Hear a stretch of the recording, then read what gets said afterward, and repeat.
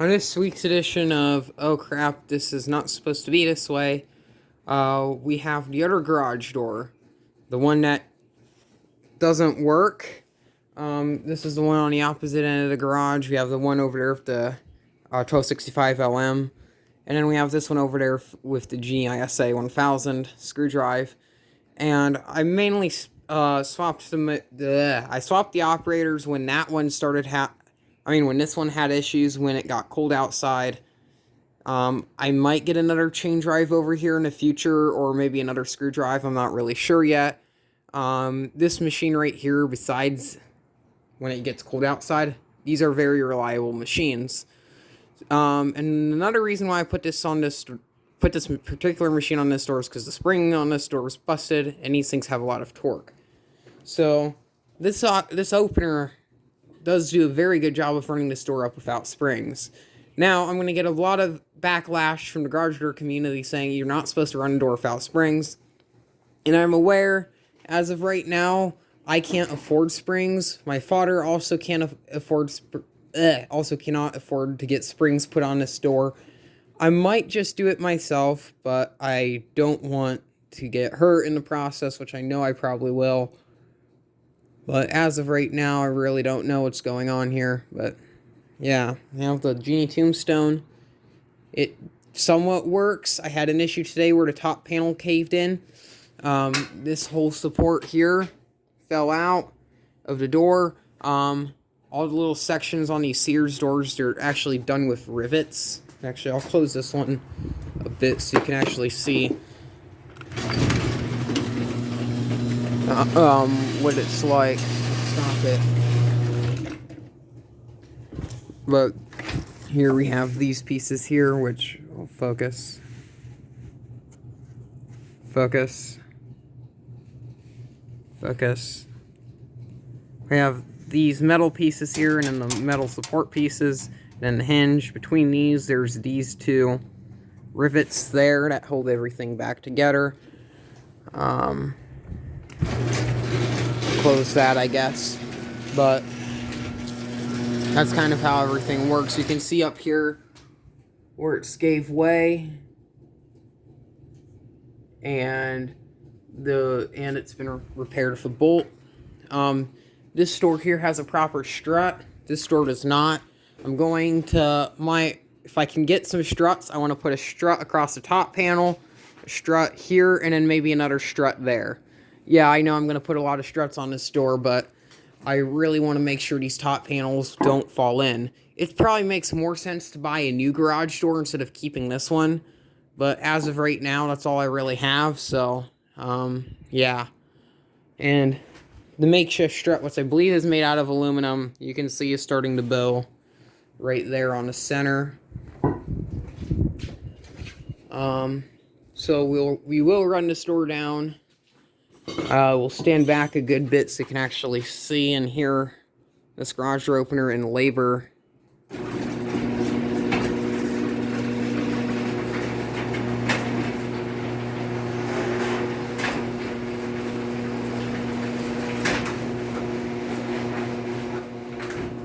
Now that it's down, I'll kind of describe what's gone on with this.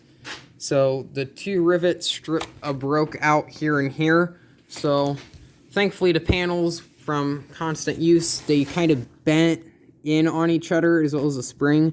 So I was able to put some very big bolts in there, self-tappers, that just go and hold these to the panels. They're working superb. As of right now, this top panel will probably be the next victim to go. We have a Chamberlain bracket on there because that's what was on the door, and it's a lot stronger than the Genie bracket. So that's most likely what's going to stay. And you can see how this whole top panel is just falling apart. That's all knackered. This right here is all knackered. I can't actually lift this door right here up by hand, believe it or not, which is kind of surprising. I can open this door up a little ways until the force gives out. That's the trolley from the old Pro 88. So once the trolley goes, I have this one, and then I have another one somewhere else that's off of an old IntelliCode screw drive I used to have. So if I keep stripping trolleys, that's no big deal. I also have another screw rail off of that old IntelliCode screw drive I talked about earlier that I can throw on here if this one decides to break. We'll do another run up. I'm also going to get a better wall button, but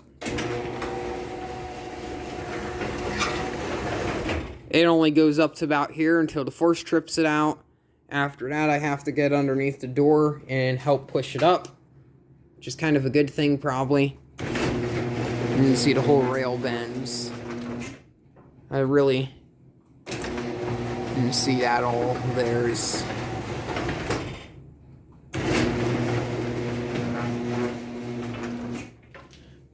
So we'll run this door up over here, and I'll show you what it pretty much looks like from the outside.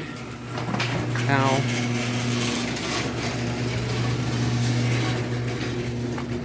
And this door already had a bad ding in the bottom of it, so I don't feel too bad for it. That door there is already having its issues. The top panel was kind of cracked, but it got a bit worse. It started to fully cave in here and then crack here on the top, so yeah. You can actually see the inside of the garage through there and see the top panel is all knackered. Look the best. I'll actually press the remote and let it open up until the force trips out on it.